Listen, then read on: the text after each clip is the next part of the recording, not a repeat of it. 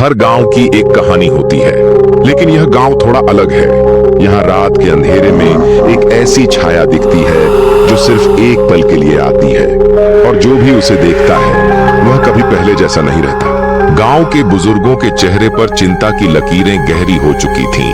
हर तीसरी रात कोई न कोई व्यक्ति बीमार पड़ जाता, किसी के शरीर पर नीले निशान उभर आते, तो किसी की मानसिक स्थिति बिगड़ने लगती। लोगों का कहना था कि यह मंदिर के पास से निकलने वाले लोगों के साथ ही हो रहा था। एक बूढ़ी औरत जो गांव की सबसे उम्रदराज महिला थी, उसने कांपती आवाज में कहा, हमारे पूर्वजों ने बताया था, ये छाया किसी का पीछा नहीं छोड़ती जब तक उसे उसका उत्तर नहीं मिलता। राजत, जो एक युवा पत्रकार था, इन अजीब घटनाओं की सच्चाई जानना चाहता था। वह एक प्रसिद्ध पत्रिका के लिए काम करता था और ऐसी कहानियों को खोजने में माहिर था जो सच्चाई और अंधविश्वास के बीच का फर्क दिखा सके।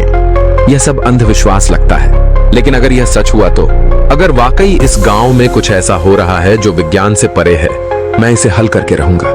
राजत ने गांव के सबसे अनुभवी पुजारी पंडित विश्वनाथ से मुलाकात की।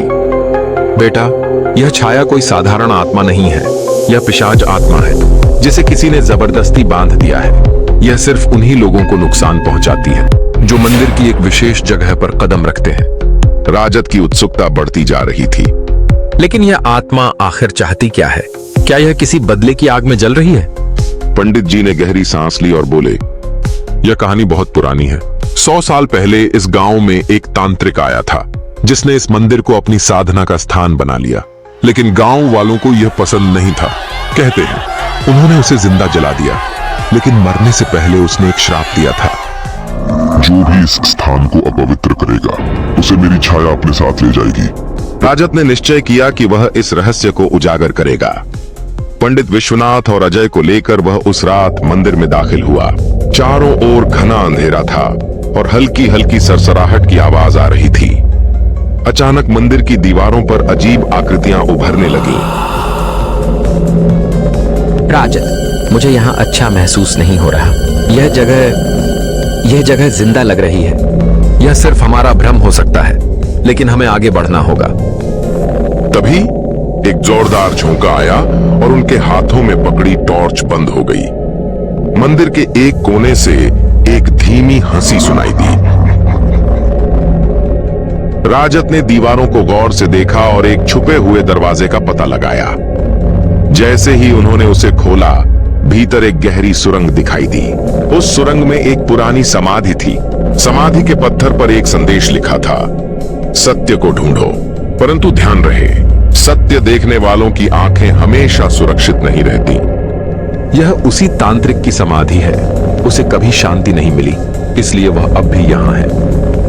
तभी हवा में गूंजती एक आवाज आई, मुझे मुक्त करो, मुझे मुक्त करो, और एक काली छाया सामने आ गई। पंडित जी ने तुरंत मंत्रोच्चारण शुरू कर दिया और राजत ने समाधि के चारों ओर खड़ी लकड़ी को हटा दिया। तभी एक तेज चीख सुनाई दी और वह छाया मंदिर की दीवारों से निकलकर आकाश में विलीन हो गई। गांव में जो भय पसरा हुआ था वह खत्म हो गया। लोग अब निश्चिंत थे।